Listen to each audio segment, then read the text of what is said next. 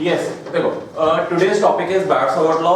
Last class में हमने एक ऑस्टेड एक्सपेरिमेंट किया था। ऑस्टेड एक्सपेरिमेंट क्या था? What was Oersted experiment? A current carrying conductor produces a magnetic field around it. Fine. Oersted scientist ने सिर्फ हमें ये बताया था कि कोई भी हमारा करंट कैरिंग कंडक्टर है, for example this is a conductor and this carries a current, तो इसके नियर बाय मैग्नेटिक फील्ड होगी, ठीक है।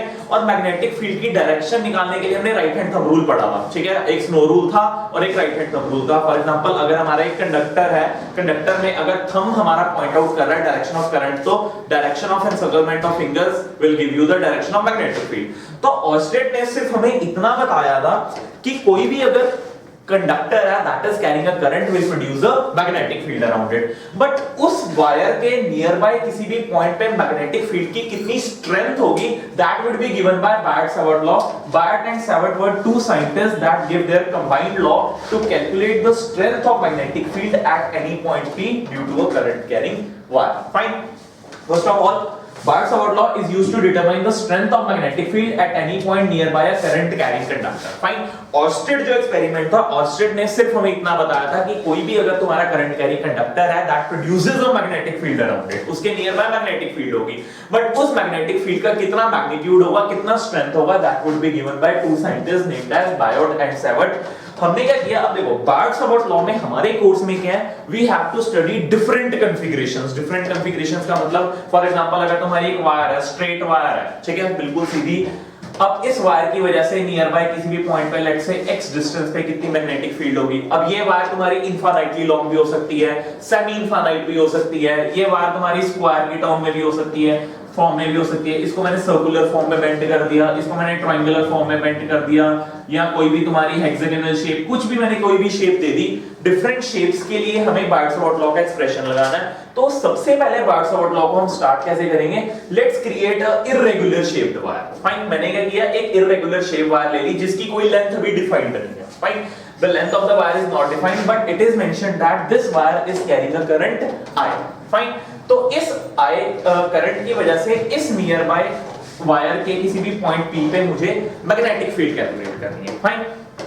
तो हम क्या करते हैं, कोई भी इर्रेगुलर बॉडी, इर्रेगुलर स्ट्रक्चर की वजह से मैग्नेटिक फील्ड नेट कैलकुलेट कर लेते हैं। फिर डिफरेंट जो हमारी रेगुलर कॉन्फ़िगरेशन होगी उनमें क्या करना है वो मैं बताऊंगा, ठीक है।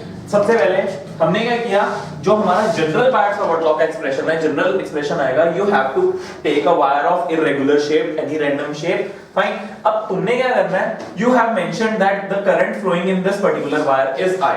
Mention a point P nearby a wire which is at a distance R from the element DL। अब मैंने क्या किया, अब देखो हमने करना क्या है, अब अगर मैं देखूं, यस, अगर मेरे पास एक रेगुलर शेप वायर होती, ठीक है, इस रेगुलर शेप वायर की वजह से मैग्नेटिक फील्ड किसी पॉइंट पे कैलकुलेट करनी है, उसका हमारे पास जनरल एक्सप्रेशन है। अब ये जो हमारी वायर है, इस वायर की हमारी शेप नेट डिफाइंड नहीं है, ठीक है। और अगर इस इर्रेगुलर शेप वायर की वजह से मुझे इस पर्टिकुलर पॉइंट पे मैग्नेटिक फील्ड कैलकुलेट करनी है, तो मैं क्या करूंगा, अगर इस पूरी वायर की लेंथ L है, ठीक है, बट वो L जो है हमारी वो रेगुलर पैटर्न में नहीं है, तो मैं क्या करूंगा, इस L शेप्ड वायर को बहुत छोटे-छोटे एलिमेंट्स dl में ब्रेक कर लूंगा। फाइन। पूरी वायर की शेप है L, what I have done, I have cut this wire into particular elements dl। मैंने किसी एक dl एलिमेंट को काउंट में लिया, I have taken a dl element. इस dl एलिमेंट का इस पॉइंट से जो डिस्टेंस है दैट इज r, और ये जो हमारा dl एलिमेंट है, ये dl एलिमेंट तुम्हारा इस पॉइंट P के साथ एंगल थीटा बना रहा है, ठीक है। अब ध्यान से सुनो, वही जो 11th क्लास में चीजें करते हैं, जनरल चीजें, कि अगर पूरी वायर की वजह से इस पॉइंट P पे मैग्नेटिक फील्ड B है, तो इस छोटे dl एलिमेंट की वजह से यहाँ पे जो मैग्नेटिक फील्ड होगी वो dB होगी, ठीक है। व्हाट वील डू, इस छोटे dl एलिमेंट की वजह से यहाँ पे मैग्नेटिक फील्ड कैलकुलेट कर लेते हैं dB, फिर क्या करेंगे, इंटीग्रेट कर देंगे, ओवरऑल नेट मैग्नेटिक फील्ड मेरे पास कैलकुलेट हो जाएगी, ठीक है। वैसे ये चीजें करनी नहीं होती, जो एग्जाम में क्वेश्चन होते हैं बायट-सावर्ट लॉ के, वो इंटीग्रेशन बेस्ड नहीं आते, वो डिफरेंट, बस कॉन्सेप्ट क्लियर होना चाहिए कि हम कर क्या रहे हैं, और जो हमारे जितने भी स्ट्रक्चर, जितने भी हमारी कॉन्फ़िगरेशन बनेगी, चाहे वो ऑब्जेक्टिव क्वेश्चन हो चाहे वो सब्जेक्टिव क्वेश्चन हो, तुम यूजुअली रेगुलर पैटर्न्स के साथ डील करोगे। तो बायट-सावर्ट लॉ के कुछ केसेस और फार्मूलाज हैं जो याद रखने हैं, कैसे याद रखने हैं वो मैं बताऊं, ठीक है। फिलहाल कॉन्सेप्ट क्या कह रहा है, वही जो चीज कि अगर पूरी वायर की वजह से यहाँ पे मैग्नेटिक फील्ड B है, पूरी लेंथ L की वजह से मैग्नेटिक फील्ड B है, तो DL की वजह से मैग्नेटिक फील्ड होगी DB। तो अब मैंने क्या किया, ये जो कंप्लीट वायर थी इरेगुलर शेप्ड वायर, इस इरेगुलर शेप वायर जिसकी कंप्लीट लेंथ L है, इसको DL एलिमेंट्स में ब्रेक कर लिया। एक DL एलिमेंट को मैंने स्टडी करना स्टार्ट किया। इस DL एलिमेंट का इस पॉइंट P से जो डिस्टेंस है दैट इज R, फाइन। और ये जो हमारा DL एलिमेंट है, ये DL एलिमेंट तुम्हारा इस पॉइंट P के साथ एंगल थीटा पे ओरिएंटेड है। तो इस पॉइंट P पे let's say DB magnetic field है जो प्रोड्यूस हो रही है। It has been observed that DB magnetic field is directly proportional to current. ठीक है, कॉमन सेंस कि जितना ज्यादा करंट का मैग्नीट्यूड ज्यादा होगा उतनी मैग्नेटिक फील्ड ज्यादा स्ट्रांग होगी, fine. DB is directly proportional to I। I is what your strength of current. जितना तुम्हारा करंट का स्ट्रेंथ ज्यादा होगा, मैग्नीट्यूड ज्यादा होगा, उतनी तुम्हारी मैग्नेटिक फील्ड ज्यादा प्रोड्यूस होगी। DB is directly proportional to your length of current element, DL vector. ठीक है, ये तुम्हारा क्या है, करंट एलिमेंट की जो तुम्हारी लेंथ है, जितनी तुम लेंथ ज्यादा अज्यूम करोगे उतना तुम्हारा मैग्नेटिक फील्ड ज्यादा प्रोड्यूस होगा। DB is inversely proportional to R square. Common sense, जैसे जैसे तुम इस पॉइंट को दूर लेके जाते रहोगे, मैग्नेटिक फील्ड उस पॉइंट पे तुम्हारी डिक्रीज होती रहेगी। And last point, DB is proportional to sine of theta.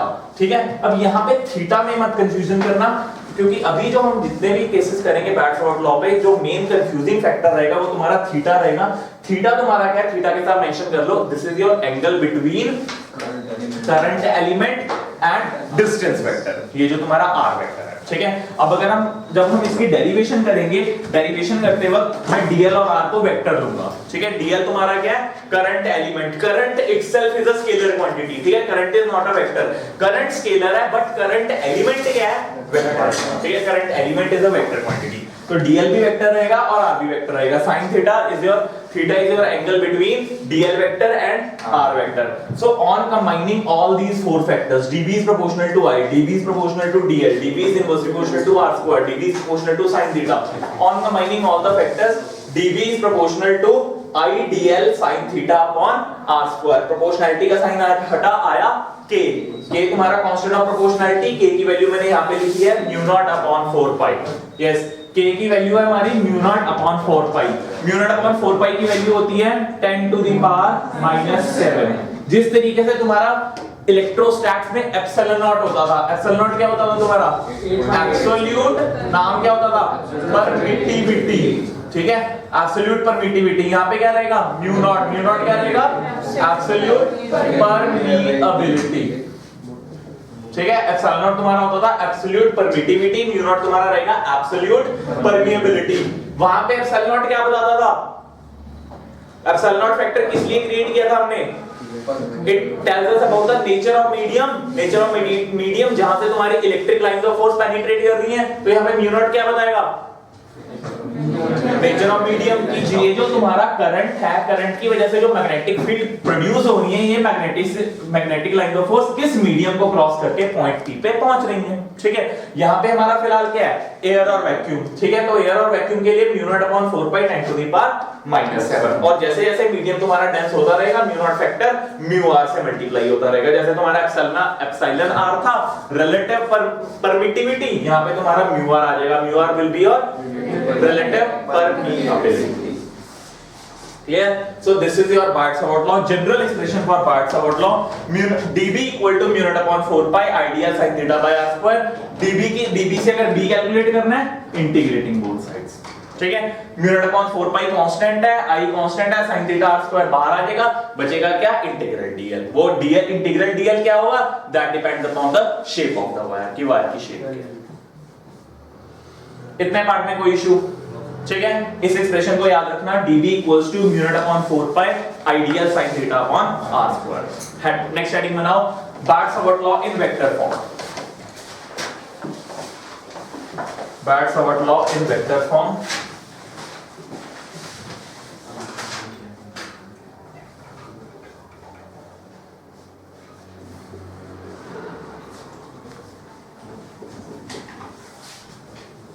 Barts-Savart law in vector form।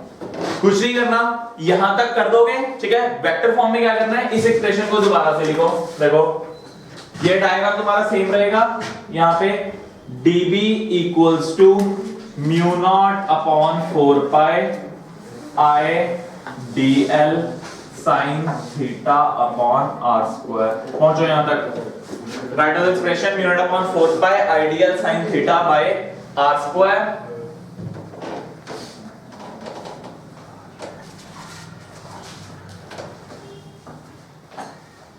ठीक है, अब यहां पे मैं क्या कर रहा हूं, साइन थीटा में क्या बता रहा है, डायरेक्शन ही तो बता रहा है। ठीक है, कि ये जो तुम्हारा पॉइंट है इस डीएल एलिमेंट के साथ कितने एंगल पे इंक्लाइंड है। तो मैं क्या कर रहा हूं यहां पे dB equals mu naught upon 4 पाई आई, इसको मैं लिख रहा हूं dl vector cross r cap upon r। ठीक है, अब ये r कैप तुम्हारा क्या है, unit vector. r cap is your unit vector, और यूनिट वेक्टर क्या होता है, वेक्टर अपॉन इट्स मैग्नीट्यूड। इधर देखो, ये हमारा हो गया dl vector cross r cap, as r cap is your vector upon its magnitude. ठीक है, r कैप यूनिट वेक्टर पढ़ा हुआ हमने डिटेल में, unit vector is your vector upon its magnitude. तो यहां पे r कैप की जगह क्या लिखोगे, r vector upon mod r। तो जैसे इसको लिखोगे dv तुम्हारा बन जाएगा mu not upon 4 pi into i dl vector cross r vector, और नीचे तुम्हारा r स्क्वायर की जगह r क्यूब बन जाएगा, r क्यूब, ये तुम्हारा मैग्नीट्यूड। कर लो note, this is your Coulomb Barts-Short law in vector form, mu naught upon 4 pi I dl vector cross r vector upon magnitude of r का cube। ठीक है, Barts-Short law अगर इन वेक्टर फॉर्म आता है तो पहले Barts-Short law को भी डिफाइन करके आना, mu naught directly proportional to I dl sin theta r square, क्योंकि ये दो स्टेप ही है, ये आएगा 3 मार्क्स में, तो दो स्टेप आर नॉट एनफ। ठीक है, पहले Barts-Short law बताओ, dB equal to mu naught upon 4 pi ideal sin theta by r square। Vector form का मतलब क्या है, वेक्टर फॉर्म का मतलब क्या है, वेक्टर नोटेशन का मतलब we are answering in terms of direction। ठीक है, तो राइट डाउन, इसके आगे लिखो, अब इसको भी वेक्टर रखो, dB vector, write down the direction of dB vector, the direction of dB vector, direction of dB vector will be given by cross product of dl vector and r vector। Direction of dB vector will be given by cross product of dl vector and r vector। ठीक है, आपको हर question में cross product लगाने की जरूरत नहीं पड़ेगी, वो मैं शॉर्ट ट्रिक दे दूंगा, बट एग्जाम में यही लिख के आना। ठीक है, जो एक्चुअल में हमारी मैग्नेटिक फील्ड की डायरेक्शन है वो एक्चुअल में यहां से निकलती है, जो बाकी ऑब्जेक्टिव में हम टेक्निक्स लगाएंगे वो ट्रिक्स हैं जो बताऊंगा। ठीक है, वो टाइम सेविंग ट्रिक्स हैं, बट वो एक्चुअल में डिराइव कहां से हुई है, वो यहीं से हुई है। इधर देखो, इसका क्या मतलब है, मैग्नेटिक फील्ड किस डायरेक्शन में होगी, इधर देखो बोर्ड पे, ये हमारा एक करंट कैरिंग वायर है। ठीक है, this is a current carrying conductor, fine. अब इस करंट कैरिंग कंडक्टर की वजह से जो मैग्नेटिक फील्ड है वो किस डायरेक्शन में होगी, अब अगर हम देखें, that will be given by cross product of DL vector and R vector. Suppose हमारा यहाँ पे डीएल वेक्टर हमारा आई कैप में ओरिएंटेड है, ठीक है, लेट्स से एक्स एक्सिस में ओरिएंटेड है, तो इसको मैं लिखूंगा आई कैप। आर वेक्टर हमारा y एक्सिस में ओरिएंटेड है, तो मैं इसको लिखूंगा j cap. So product of i cap cross j cap will be given by k cap. ठीक है, तो अगर तुम्हारा करंट एलिमेंट x एक्सिस में ओरिएंटेड है, r वेक्टर तुम्हारा जो पोजीशन वेक्टर है वो y डायरेक्शन में ओरिएंटेड है, then the direction of magnetic field would be given by in the direction of k cap. But अभी फिलहाल इसको सिर्फ इतना कॉन्सेप्ट बनाओ, आपने लिख के ये आना है, जो एग्जाम्स के लिए मैं बताऊंगा, न्यूमेरिकल्स के लिए वो शॉर्ट ट्रिक्स बताऊंगा, वो निकली यहीं से है। ठीक है, तो जो फाइनल हमारी डायरेक्शन ऑफ मैग्नेटिक फील्ड है that will be given by cross product of DL vector and R vector. ठीक है, in vector form direction of DB will be given by cross product of DL and R. ठीक है, this is your Biot Savart law in vector form. लिखो एक basic question, ठीक है, apply करना सीखोगे बार्ट्स-शॉर्ट लॉ बेसिक न्यूमेरिकल में कैसे अप्लाई करना है।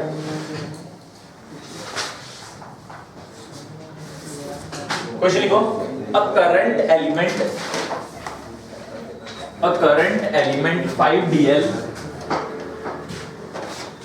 a current element 5dl is at 0, 0, 0 along x-axis। a current element 5dl is at 0, 0, 0 along x-axis. Next is, if dl is 10 to power minus 2 meter, if dl equals to 10 to power minus 2 meter, calculate strength of magnetic field at a distance of 0.25 meters on y-axis. Calculate the strength of magnetic field at a distance of 0.25 meters on y-axis. ठीक है? First of all, what you will do? सबसे पहले diagram बनेगा, बनाओ diagram. देखो, current element कहां पड़ा है? ओरिजिन पे। बनाओ डायग्राम। ये तुम्हारा डायग्राम, ये तुम्हारा करंट एलिमेंट की डायरेक्शन क्या है? X axis. यहाँ पे एक एरो बनाओ ओरिजिन पे, ठीक है? इसकी वैल्यू कितनी होगी? 5 into 10 to power minus 2 meters, है ना? 5dl। और पॉइंट तुम्हारा कहाँ पे है? 0.25 meters on y-axis। तो ये तुम्हारा कितना रहेगा? 0.25 meters। आया आंसर किसी का? 0.3 into 10 to power 0.3 ना 0.08 meters on minus। ये ठीक है, 0.08 समथिंग आया आंसर। लॉजिक वही लगाओगे, कौन सा? b equal to db equal to mu naught upon 4 pi I dl sin theta upon r square। और ये तो वेक्टर फॉर्म में है, ठीक है? इसको चाहे आइडियल sin थीटा के बारे में हमें कुछ नहीं कह रखा, x एक्सिस और y एक्सिस, ठीक है? 90 डिग्री, ठीक है?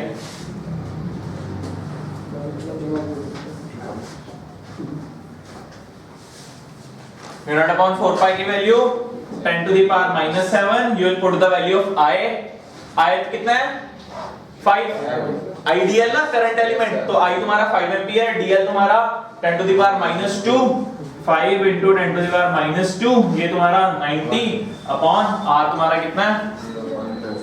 0.25 का square. On solving you will get the answer, ठीक है? बस formula based question.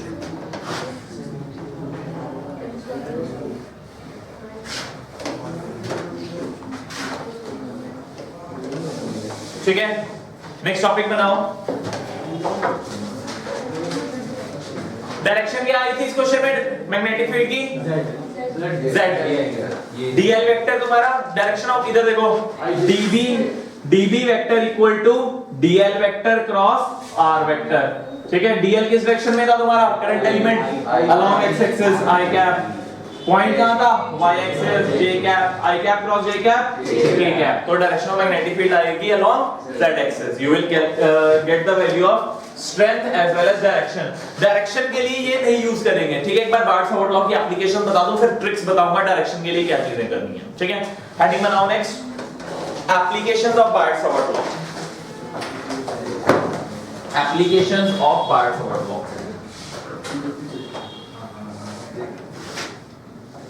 First case is magnetic field intensity due to a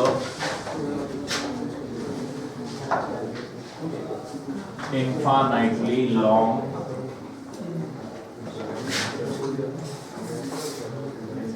current। बनाओ heading, magnetic field intensity due to a infinitely long current carrying wire. Infinitely long straight लिख लो, straight current carrying wire. बहुत important point है ये, जो derivation कराऊंगा वो भी, और जो कांसेप्ट इससे बाहर निकलेंगे वो भी। Magnetic field intensity due to a infinitely long straight current carrying conductor, ठीक है? बनाओ एक Let's say we have a wire.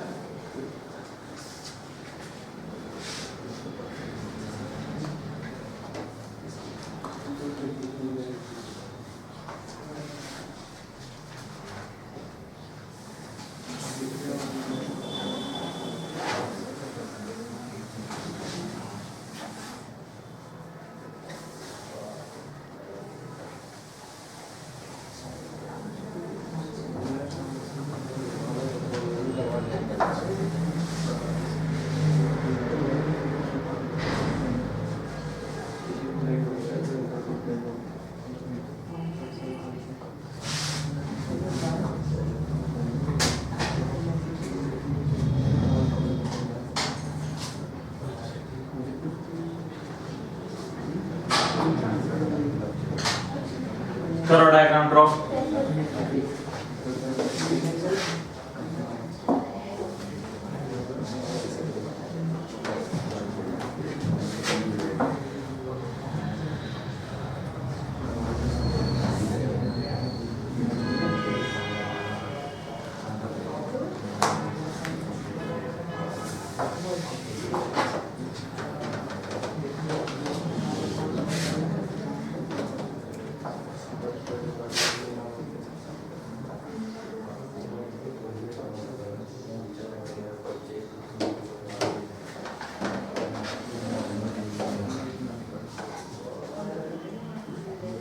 Drawn.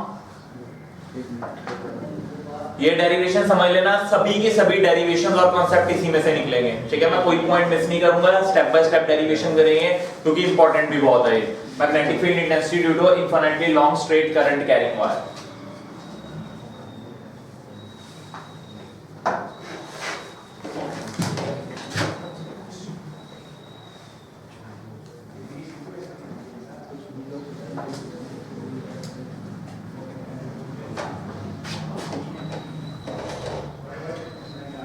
Drawn.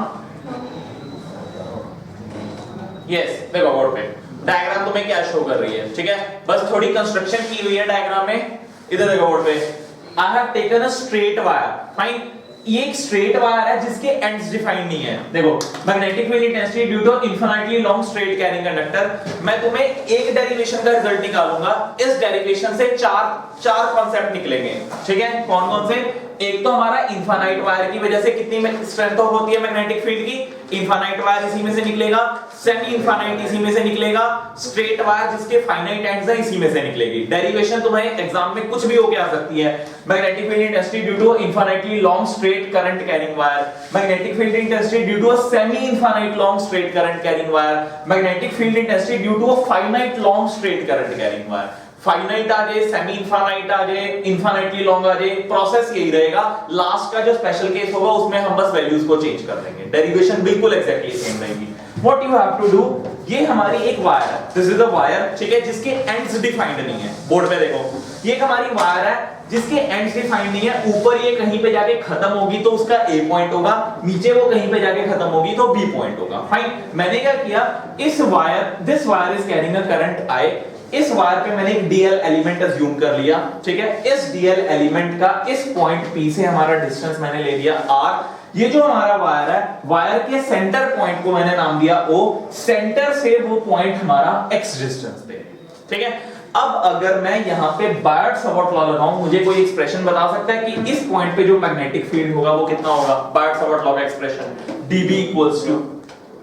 dB equals to mu naught upon 4 pi I dl sin theta के sin phi। पहले angle देखो, this is your phi, this is your theta, ये तुम्हारा theta 2 है, नीचे तुम्हारा theta 1 है। यहाँ पे एंगल कितना लिखूंगा? sin phi अपॉन r स्क्वायर के x स्क्वायर r स्क्वायर। अब इधर देखो, यहाँ पे मैंने एंगल phi क्यों लिया?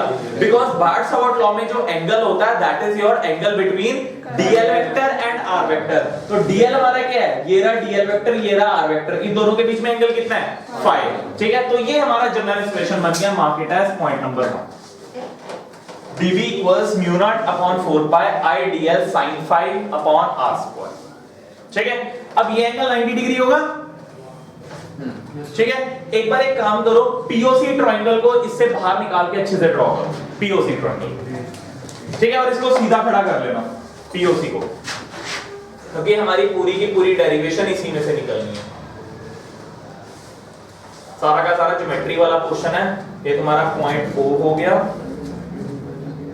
This is your point B, this is your point C।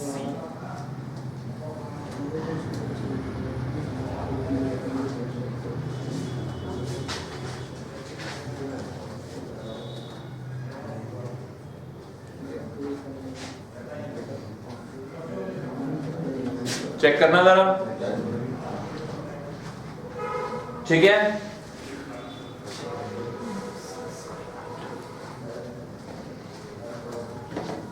Fine, इधर देखो, ये हमारा बन गया triangle POC, right angle triangle.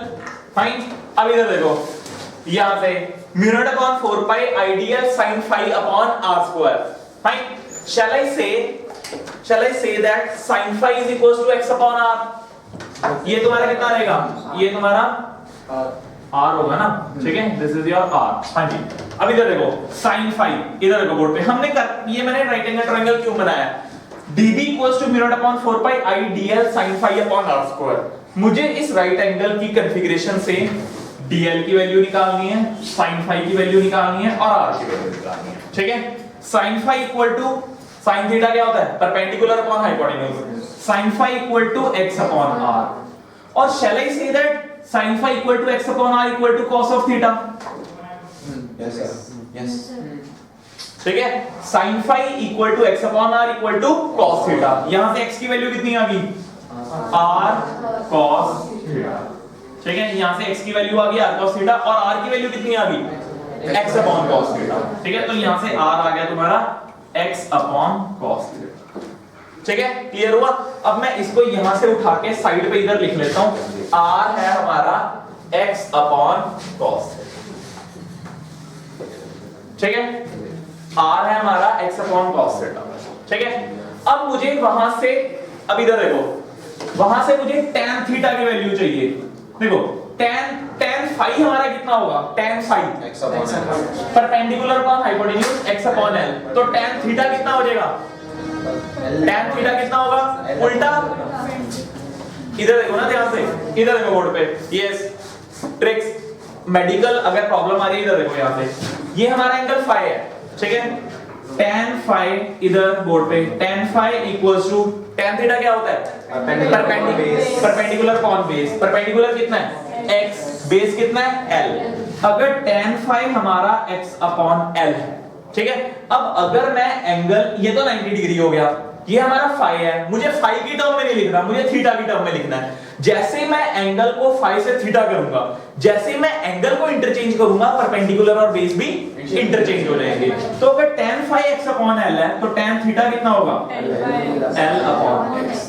किसी को कोई दिक्कत? कोई रटने वाला कॉन्सेप्ट नहीं है, ये सबको पता है कि ये वाला जो हमारा परपेंडिकुलर के ये बेस के साथ एंगल होता है, सारी कॉन्फ़िगरेशन ट्रिग्नोमेट्रिक कॉन्फ़िगरेशन में इजी की टर्म में लिखते हैं, sin cos tan।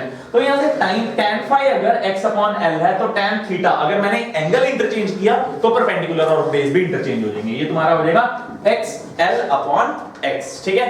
तो यहां से मैं tan थीटा की वैल्यू लिख सकता हूं l अपॉन x, यहां मैंने साइड पे लिख लिया tan theta equal to l upon x, ठीक है। अब देखना ध्यान से मैं क्या कर रहा हूं, इधर डेरिवेशन बहुत ट्रिकी है, डेरिवेशन के अकॉर्डिंगली समझोगे चीज बहुत टफ है। सिर्फ ये समझो हम कर क्या रहे हैं और कर क्यों रहे हैं। dB equals to mu not upon 4 pi ideal sin phi अपॉन r स्क्वायर। मुझे क्या करना है? dl को रिप्लेस करना है, sin phi को रिप्लेस करना है और r स्क्वायर को रिप्लेस करना है। तीनों रिप्लेसमेंट्स मुझे मिल चुकी हैं। पहले यहां पे देखो dl से स्टार्ट करते हैं। l की वैल्यू tan थीटा कितना है? l upon x। यहां से l कितना आ जाएगा? x tan theta. l कितना हो जाएगा? x tan theta. Differentiating both sides with respect to theta. इधर देखो बोर्ड पे, differentiating both sides with respect to theta, ये कितना हो जाएगा? dl upon d theta. x तुम्हारा कांस्टेंट, tan थीटा की डिफरेंशिएशन secant स्क्वायर थीटा, ठीक है। तो यहां से dl कितना आ जाएगा? dl की value x secant square theta d theta. मुझे एक वैल्यू मिल चुकी dl की, ठीक है। देखते रहो, dl हमारा कितना आ गया? x secant square theta d theta. यहां पे मैं लिख रहा हूं इसके बाद dl equals to x secant square theta d theta. इसको मैंने यहां से हटा दिया।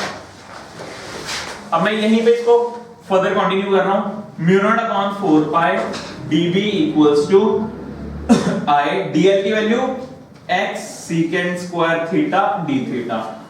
अगर ये मेरा थीटा में आ चुका है, फाई को मैं थीटा में लिख सकता हूं, sin phi equal to cos theta, अभी देखा था हमने, sin phi equal to cos theta, अभी देखा। r की वैल्यू x अपॉन cos थीटा, r की value x square secant square theta, ठीक है ना। 1 upon cos theta is secant theta ना, तो ये कितना हो जाएगा x secant थीटा, ठीक है।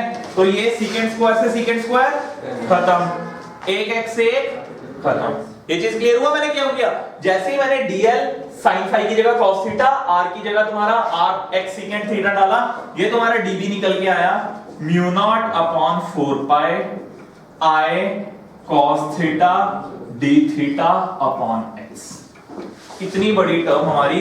अब इधर देखो, पहले मुझे dl नहीं पता था, ठीक है, पहले मुझे फाई नहीं पता था, पहले मुझे r नहीं पता था। क्या हमें cos थीटा हमें क्वेश्चन में पता चल जाएगा, कैसे वो भी बताता हूं न्यूमेरिकल में। और हमेशा तुम्हें जो न्यूमेरिकल होंगे, वायर के सेंटर से तुम्हें पॉइंट का डिस्टेंस गिवन होगा, और वो तुम्हारा कितना है x। तो ये पूरी इक्वेशन को मैं x की टर्म में ले आया, dB equal to mu naught upon 4 pi I cos theta by x into d theta. Now what we'll do? Integration. Integrating both sides.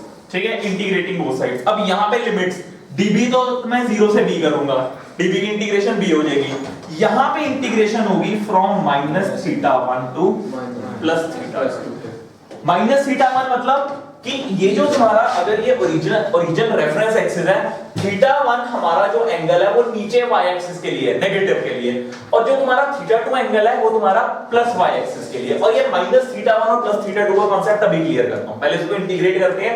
इतना क्लियर हो गया, ठीक है। अब dB की इंटीग्रेशन, अभी इधर देखो, शैल आई रब दिस, इधर वाला क्वेश्चन, ठीक है, ये राइट एंगल ट्रायंगल ड्रॉन, वैसे ही कुछ ड्रॉ करने की जरूरत नहीं थी, बस तुम्हें समझाने के लिए था। इधर देखो, dB की integration b, mu not upon 4 pi I और x constant, mu not upon 4 pi I by x बाहर आ गया, अंदर क्या बचा? cos theta d theta minus theta 1 से theta 2।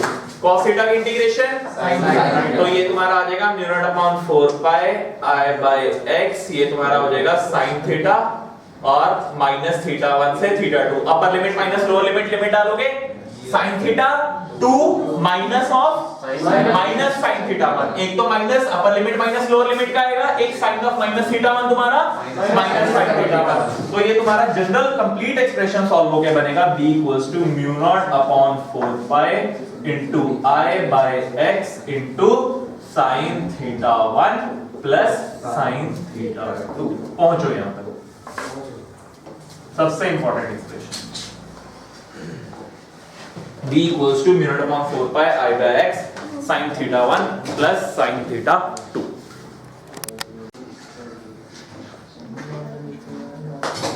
Yes, so finally after doing a lot of calculations, the magnetic field intensity due to infinitely long straight current carrying wire comes out to be b equal to mu naught upon 4 pi I by x sin theta 1 plus sin theta 2। अब ध्यान से देखो, मैंने theta 1 और theta 2 के नीचे कुछ लिखा है, I tilting to see a downward point from reference, I tilting to see upward point from reference। ठीक है, this is not a method, this is a trick to be used in numericals to solve। ठीक है, numerical को solve करने के लिए angles कैसे calculate करने हैं उसका मेथड क्या है, इधर देखो बोर्ड पे। यस, मान के चलो ये एक इनफाइनाइट वायर है ऑन द बोर्ड, ठीक है। मैंने तुम्हें क्या कहा, ये जो हमारी स्ट्रेट करंट कैरिंग वायर है, इसके तुम्हारे दो केस निकलेंगे, एक तो इनफाइनाइटली लॉन्ग, एक हमारी सेमी इनफाइनाइट के केस निकलेंगे, ठीक है, इनफाइनाइट और सेमी इनफाइनाइट। अब बोर्ड पे देखो, let's say this is a infinite wire जिसका ऊपर वाला पॉइंट भी डिफाइंड नहीं है और नीचे वाला पॉइंट भी डिफाइंड नहीं है, ठीक है। ऊपर भी ये इंफिनिटी तक जा रही है, नीचे भी इंफिनिटी तक जा रही है। तुमने क्या करना है, तुम्हें अगर क्वेश्चन आ गया magnet calculate the derived expression for magnetic field intensity due to infinitely long straight current carrying wire. अब ये जो हमारा एक्सप्रेशन है, ये जनरल एक्सप्रेशन है, ये अभी ना इनफाइनाइटली लॉन्ग के लिए है, ना ये अभी सेमी इनफाइनाइट के लिए है, ना ये अभी फाइनाइट के लिए, ये एक जनरल केस है, ठीक है। अब इस जनरल केस से बाकी के केस कैसे ड्राइव होंगे, इधर देखो। लेट्स से ये हमारा P पॉइंट है, जिस पॉइंट पे मैग्नेटिक फील्ड कैलकुलेट करनी है। मैं मान के चल रहा हूं मैं इस पॉइंट पे खड़ा हूं और मेरी आंखें P पॉइंट में हैं, ठीक है। अब ध्यान से देखो, अगर ये एक सेमी इनफाइनाइट हो, अगर ये एक सेमी इनफाइनाइट वायर हो, तो सेमी इनफाइनाइट वायर का ऊपर वाला पॉइंट देखने के लिए मैं अपनी आंखों को कितना टिल्ट करूंगा? Maximum 90 degree. इधर देखो बोर्ड पे, समझो इस ट्रिक को। For example I am standing here, P मेरा रेफरेंस पॉइंट है जहां पे मेरी आई लेवल है। इस आई लेवल से अगर ये वायर इनफाइनाइट है, मैं बिल्कुल वायर के मिड पॉइंट के सामने खड़ा हूं जहां पे हमें मैग्नेटिक फील्ड कैलकुलेट करनी है, मुझे कह दिया गया कि एक पूरी इनफाइनाइट वायर है जिसका अबव एंड भी डिफाइन नहीं है और लोअर एंड भी डिफाइन नहीं है। मैं अपनी आंखों को मैक्सिमम कितना टिल्ट कर सकता हूं? 90 डिग्री। तो इनफाइनाइट देखने के लिए जो मेरा θ2 होगा वो कितना हो जाएगा? 90 डिग्री π/2, और θ1 भी कितना हो जाएगा? π/2। ठीक है, ये केस क्लियर है? अब इधर देखो, केस 1 हमारा क्या बनेगा? For infinitely long wire. ठीक है, जैसे ही हम इनफाइनाइटली लॉन्ग वायर के साथ डील करेंगे, θ1 इक्वल्स टू θ2 कितना हो जाएगा? π/2। ठीक है, θ1 और θ2 कितना कितना हो जाएगा? π/2 और 90 डिग्रीज। अब b का एक्सप्रेशन क्या बनेगा? b equals to μ0 upon 4 pi i by x sin θ1 sin 90 1 sin 90 1, तो ये तुम्हारा कितना? 2। तो b का एक्सप्रेशन आया, अभी कुछ मत नोट करो, सिर्फ समझते रहो। b का expression μ0 upon 4 pi i by x into 2। अब सबसे बड़ा पॉइंट जो मैं बता रहा हूं, जो सब स्टूडेंट यहां पे मिस्टेक करते हैं, अगर तो तुमने ये चीज कर दी, इस 2 के साथ इस 4 को कैंसिल कर दिया, पूरा का पूरा मैग्नेटिज्म तुम्हारे लिए टफ बन जाएगा। हर एक्सप्रेशन को जिस तरीके से मैं ये आप रिमेंबर करवाऊंगा उस तरीके से देखना है। For infinitely long wire what you will remember, μ0 upon 4 pi i by x into 2। कोई यहां पे 2 को 4 के साथ कैंसिल नहीं करना, ठीक है। एग्जाम में भी अगर आएगा μ0 upon 4 pi i by x into 2, general straight wire का एक्सप्रेशन है μ0 upon 4 pi i by x sin θ1 plus sin θ2। Straight wire अगर तुम्हारी इनफाइनाइटली लॉन्ग है, ये जनरल एक्सप्रेशन निकल गया। ये ट्रिक क्लियर होगी कि जिस पॉइंट पे हमें मैग्नेटिक फील्ड कैलकुलेट करना है, उस पॉइंट पे मैं आई लेवल रखा हुआ है। θ2 तुम्हारा क्या है? I tilting to see a upward point from reference. ठीक है, ये हमारा आई लेवल है। आई को मैं कितना टिल्ट करूंगा ऊपर वाला पॉइंट देखने के लिए रेफरेंस से। अगर ये हमारी इनफाइनाइटली लॉन्ग वायर है, तो ए पॉइंट को ऊपर देखने के लिए मैक्सिमम मैं अपनी आई को 90 डिग्री तक टिल्ट कर सकता हूं। अगर ये भी हमारी इनफाइनाइटली लॉन्ग है नीचे वाला, तो θ1 और θ2 दोनों कितने हो जाएंगे? 90 डिग्री। तो जनरल एक्सप्रेशन बनेगा μ0 upon 4 pi i by x into 2। इतना केस क्लियर हो गया? This is a case of for infinitely long wire. Fine, अब बात करते हैं सेमी इनफाइनाइट की। ध्यान से देखते रहना। Point B, case 2 is your for semi infinite wire. Semi infinite का मतलब क्या होता है? जिसका एक एंड तो डिफाइंड है कि वो कहां से स्टार्ट हो रहा है, और दूसरा एंड हमारा डिफाइंड नहीं है। मान के चलो ये हमारी एक वायर है, इधर देखो बोर्ड पे, ये मैंने एक वायर बना दी जिसका एक एंड मुझे पता है starting point. This is your starting point A on the board, कुछ मत नोट करो। दिस इज अ वायर जिसका स्टार्टिंग पॉइंट मुझे ए पता है कि वायर यहां से स्टार्ट हो रही है, और इसका नीचे वाला पॉइंट हमारा इंफिनिटी तक प्रोसीड कर रहा है, जो कि डिफाइंड नहीं है। पॉइंट हमारा कहां पे है? बिल्कुल इस रेफरेंस पॉइंट के सामने। This is your point P. This wire is carrying a current I। इस स्टार्टिंग पॉइंट से जो हमारा पॉइंट का डिस्टेंस है दैट इज x। हमें क्या करना है? मैग्नेटिक फील्ड बतानी है सेमी इनफाइनाइट वायर की वजह से। अब इधर देखो, general expression μ0 upon 4 pi i by x sin θ1 plus sin θ2। ये मैं यहां पे खड़ा हूं इस पॉइंट पे। इस पॉइंट से मुझे वायर का फर्स्ट पॉइंट देखने के लिए अपनी आंखों को कितना टिल्ट करना पड़ेगा? 0 डिग्री। ये बिल्कुल मेरे सामने है। ये चीज क्लियर है? ऊपर वाला जो मेरा एंगल है, इधर देखो, ये चीज समझ रहे हो? ये मेरा आई लेवल है। इस आई लेवल से मुझे इस पॉइंट को देखने के लिए अपनी आंखों को कितना टिल्ट करना पड़ेगा? 0 डिग्री। तो θ2 हमारा कितना हो गया? 0 डिग्री। इस पॉइंट से मुझे नीचे वाली वायर के एंड को देखने के लिए कितना टिल्ट करना पड़ेगा? 90 डिग्री, क्योंकि उसका एंड डिफाइंड नहीं है। ये एंगल हो गया 0 डिग्री। ये कितना हो गया? 90 डिग्री। कितना आया? μ0 upon 4 pi i by x into 1। तो फाइनल एक्सप्रेशन कितना आया? b equals to μ0 upon 4 pi i by x into 1। ठीक है, कंप्लीट इनफाइनाइट वायर, ऊपर भी इंफिनिटी नीचे भी infinity. μ0 upon 4 pi i by x into 2। Semi infinite का मतलब एक एंड डिफाइंड है, वायर कहां से स्टार्ट हो रहा है, दूसरा एंड इंफिनिटी तक अप्रोच कर रहा है। μ0 upon 4 pi i by x into 1 करो।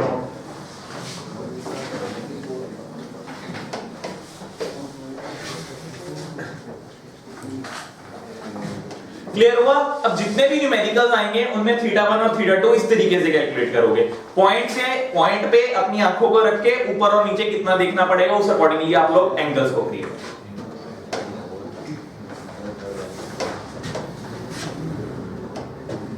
ठीक है? और जितने भी ऑलमोस्ट में बार्ट-सावर्ट लॉ के न्यूमेरिकल मिलेंगे, ये बहुत रिपीटेटिव केस है।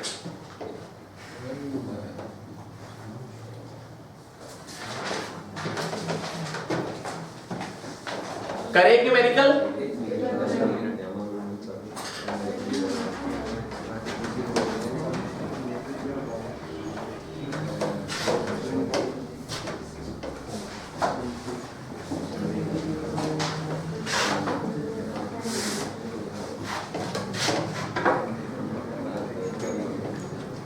Question,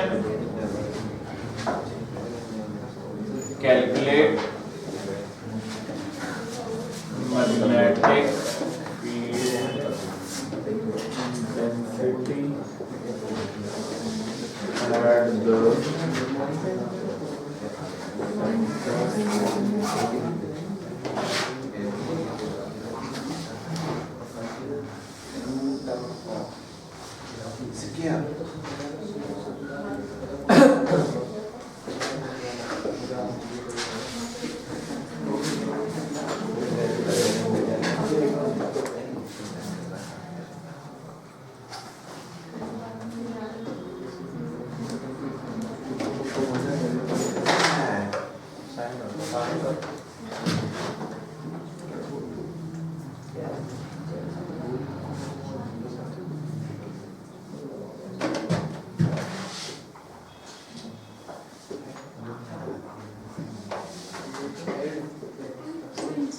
Fine. This is a wire. This is bent in the form of a square. एक वायर है, ये स्क्वायर की फॉर्म में बेंट है. This is carrying a current I in this particular manner. I की form में current हमारा इस तरीके से क्या डायरेक्शन होगी हमारी? क्लॉकवाइज डायरेक्शन में फ्लो कर रहा है. तुमने पॉइंट O पे मैग्नेटिक फील्ड कैलकुलेट करनी है. साइड है स्क्वायर की A.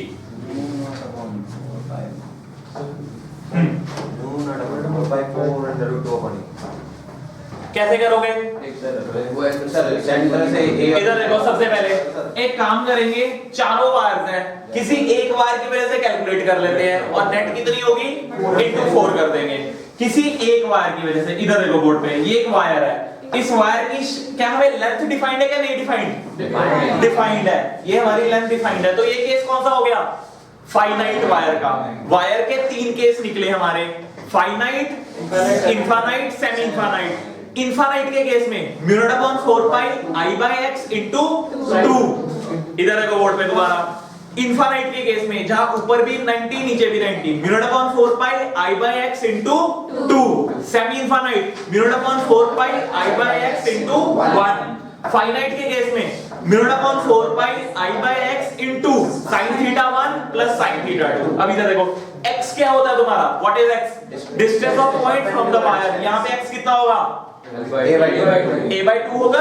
ये पूरा कितना है? a। हमें कितना चाहिए? सेंटर से इस वायर का डिस्टेंस कितना होगा? a by 2।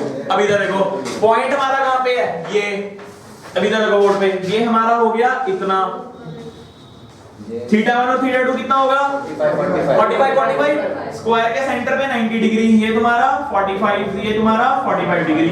b का expression mu naught upon 4 pi I by x sin theta 1 plus sin theta 2। इधर देखते रहो बोर्ड पे, mu naught upon 4 pi I कितना है हमारा? I, x कितना है?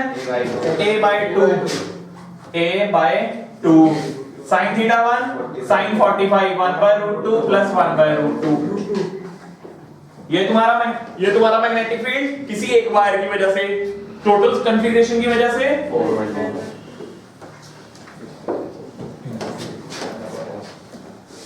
क्लियर हुआ क्या किया मैंने? पॉइंट था, इस पॉइंट से अबव पॉइंट कितने एंगल पे टिल्ट है, लोअर पॉइंट कितने एंगल पे टिल्ट है।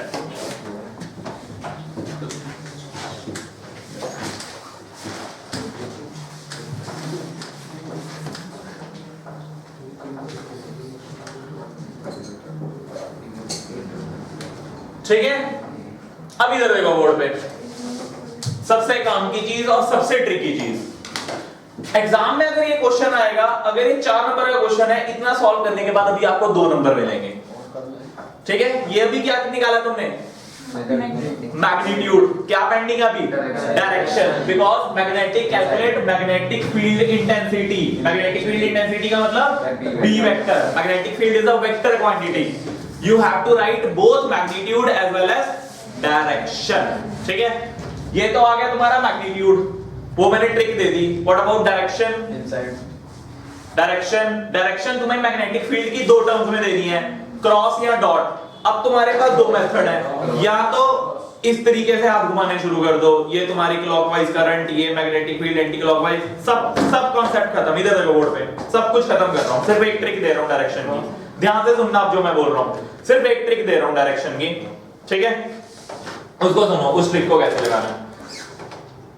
2 ट्रिक्स दूंगा हर क्वेश्चन में, अगर तो तुम्हारा स्ट्रेट कॉन्फ़िगरेशन है उस पे ये ट्रिक लगेगी। इधर देखो, कोई भी तुम्हारी स्ट्रेट वायर है, हमेशा स्ट्रेट वायर के राइट पे तुम्हारी क्रॉस मैग्नेटिक फील्ड होगी, लेफ्ट पे डॉट मैग्नेटिक फील्ड, ठीक है। ये मत पूछना कैसे आया, किन लॉ से आया, तुमने वैसे भी थंब रूल, अपने Fleming rule, right hand thumb rule याद ही कर रखे थे, उस अकॉर्डिंगली हाथ पैर घुमाने से बेटर है। इतना कॉन्सेप्ट याद रखो, कोई भी तुम्हारी करंट कैरिंग वायर है, उसके राइट साइड पे हमेशा क्रॉस मैग्नेटिक फील्ड होगी, लेफ्ट साइड पे हमेशा डॉट मैग्नेटिक फील्ड होगी, ठीक है। अब सुनो, बुक्स में जो तुम्हें आंसर मिलेगा, ठीक है, वो तुम्हें आंसर मिलेगा इधर in the form of dot और क्रॉस, और इधर in the form of upward direction और डाउनवर्ड डायरेक्शन, ठीक है। जो रूल यहां पे वर्क करेगा, वो रूल वर्क करेगा तुम्हारा CID rule. CID stand for clockwise current inward और डाउनवर्ड, ठीक है। अब ये रूल कैसे वर्क करता है, ठीक है, ये तो अभी स्ट्रेट वायर में CID नहीं लगेगा, ठीक है। जब अभी हम कल से सर्कुलर कॉन्फ़िगरेशंस करेंगे, सर्कुलर कॉन्फ़िगरेशन में CID बताऊंगा किस तरीके से वर्क करेगा। फिलहाल पहले इधर देखो यहां पे, यस इधर देखो, ये हमारी एक स्ट्रेट वायर है, इस स्ट्रेट का राइट क्रॉस लेफ्ट डॉट। इधर देखो, ये स्ट्रेट वायर का राइट क्रॉस लेफ्ट डॉट। अब इस वायर का राइट किधर होगा, नीचे क्रॉस ऊपर डॉट। इस वायर का राइट किधर होगा, क्रॉस डॉट। इस वायर का राइट किधर होगा, क्रॉस और डॉट। अब यहां पे सेंटर पे क्या हुआ, चारों क्रॉस इकट्ठे हुए, तभी मैंने 4 से मल्टीप्लाई किया, 4 क्रॉस इकट्ठे हुए। और क्रॉस का मतलब क्या होता है, इनवर्ड डायरेक्शन, क्रॉस। अब तुम क्या एग्जाम में क्या लिख के आओगे, so the net magnetic field at the centre O will be given by cross और in the direction inward. Inward का मतलब directed downward into the plane of paper, into the plane of paper. मतलब तुम अपने board उस पे लिख रहे हो तो into the plane of paper, मैं यहां पे लिख रहा हूं तो इनटू द, ठीक है। अब इधर देखो, क्या ये चीज क्लियर होगी, जैसे ही इधर देखो सब्जेक्टिव क्वेश्चन हो, ऑब्जेक्टिव क्वेश्चन हो, जैसे ही तुम्हें स्ट्रेट वायर मिल जाए, इधर क्रॉस बनाओ, इधर डॉट बनाओ, काम खत्म, ठीक है। कल हम डील करेंगे इस तरीके की कॉन्फ़िगरेशन के साथ, सर्कुलर कॉन्फ़िगरेशन के साथ, सर्कुलर और सेमी सर्कुलर, सर्कुलर और सेमी सर्कुलर में करंट की डायरेक्शन के साथ कैसे डील करना है वो मैं बताऊंगा, उसकी भी ट्रिक। फिलहाल स्ट्रेट कॉन्फ़िगरेशन की ट्रिक क्या है, राइट पे क्रॉस बनाओ, लेफ्ट पे डॉट बनाओ, ठीक है। अब इधर देखो, यही अगर क्वेश्चन इस तरीके से होता, अब इधर देखो बोर्ड पे, ये क्वेश्चन का तुमने आंसर निकाल लिया, सेंटर पे तुमने मैग्नेटिक फील्ड निकालने के लिए 4 से मल्टीप्लाई क्यों किया, क्योंकि यहां पे 4 क्रॉस जनरेट हुए थे। अब अगर यही क्वेश्चन ऐसा होता, इधर देखो बोर्ड पे, अगर ये क्वेश्चन इस तरीके से गिवन होता तुम्हें कि ये तुम्हारा स्क्वायर कुछ इस तरीके से है, ठीक है। देखो, ये करंट तुम्हारा ऐसे, ये करंट तुम्हारा ऐसे, ये तुम्हारा नीचे जाने की बजाय ऊपर जा रहा है, और ये तुम्हारा इधर जाने की बजाय इधर जा रहा है, ठीक है। सेंटर पे मैग्नेटिक फील्ड होगा 0। कैसे, इधर देखो, इसका क्रॉस डॉट, इसका है यहां पे क्रॉस, यहां पे डॉट, इसका क्रॉस इधर, डॉट इधर, इसका क्रॉस नीचे, डॉट यहां पे। सेंटर पे क्या क्रिएट हुए, 2 क्रॉस 2 डॉट। क्रॉस हमेशा क्रॉस में ऐड होके क्रॉस देगा, डॉट हमेशा डॉट में ऐड होके डॉट देगा, एक क्रॉस एक डॉट को कैंसिल करेगा। यहां पे बीच में क्या क्रिएट हुए, 2 क्रॉस और 2 डॉट, 2 क्रॉस 2 डॉट आपस में कैंसिल होके नल मैग्नेटिक, हाँ अगर करंट सेम हो क्यों? अगर करंट सेम हो, ठीक है, कॉन्फ़िगरेशन ये साइड ए ही है, करंट सेम। क्लियर हुआ? ठीक है। अब स्ट्रेट कॉन्फ़िगरेशन का कोई भी क्वेश्चन कर लेना, डायरेक्शन इस तरीके से, कोई हाथ पैर घुमाने की जरूरत नहीं, ठीक है, कोई रूल नहीं लगाना, कोई कुछ नहीं, बस वायर के राइट साइड बनाओ क्रॉस, लेफ्ट साइड बनाओ डॉट, काम। अगर 3 क्रॉस और 1 डॉट हो, 3 क्रॉस, हाँ जी, अगर 3 क्रॉस और 1 डॉट हो, अगर उनकी मैग्नीट्यूड सेम है, 3 क्रॉस और 1 डॉट, अगर इनका मैग्नीट्यूड सेम है, ये दोनों आपस में कैंसिल हो जाएंगे, आंसर आएगा नेट 2 क्रॉस। अभी करनी है, बहुत प्रैक्टिस करनी है इन क्वेश्चंस की, ये तो अभी एक बेसिक क्वेश्चन बता,